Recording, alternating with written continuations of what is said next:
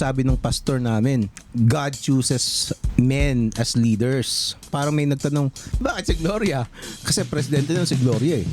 May isang question yun. Oo, may nagtanong. Which is a valid question. Oo. Di ba? Tama naman. Oh, ang sabi nung pastor, nagiging leader ang babae pag yung pinili ng Diyos na lalaki, umayaw.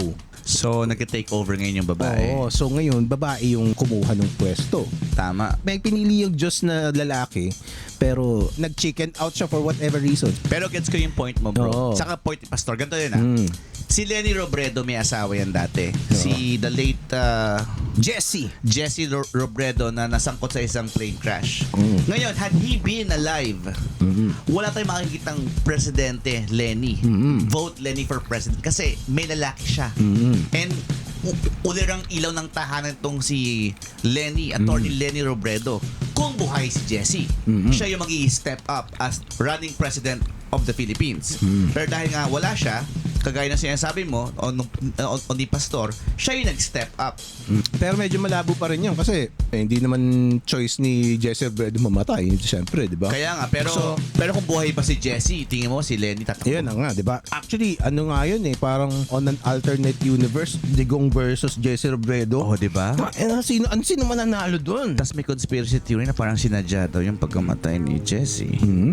Oh, may plot daw. Tapos ito pa, bro, Corazon. The late great Corazon Aquino. Oo nga, no? Kasi Diba? namatay si Ninoy. Diba? Pero had he not been shot sa airport, Siya talaga. siya ang presidente, di ba? Siya talaga. So yun yung sinasabi kong point nung na medyo na parang, nga no, may point si Pastor. Pwede nga, no? Wala pa akong... Kasi dalawa na eh. Oh. Kaya yung kay Gloria Macapagal-Arroyo, tingnan mo, hindi naman siya hinirang o tumakbong presidente. Siya yung vice president. At na-oust si Erap, kaya siya yung nag-step up. Oh. Mind blown, motherfuckers! Oo nga. Di ba, Jen?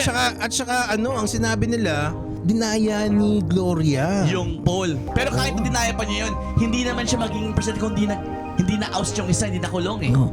So, ibig sabihin, the devil is working behind the Philippines. Pastor! Diba? Kasi kung gano'n, kasi let's say, kung si Ninoy Aquino dapat ang mag-i-step up, pinatay siya. Tama. He was gotten rid of.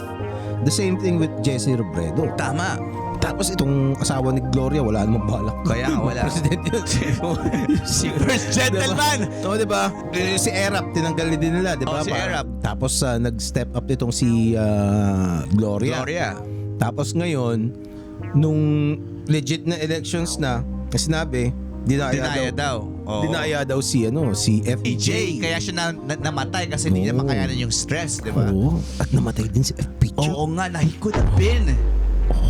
Fucked up, man. Diba? Yan, Bugoy! Ganyan na mag-podcast!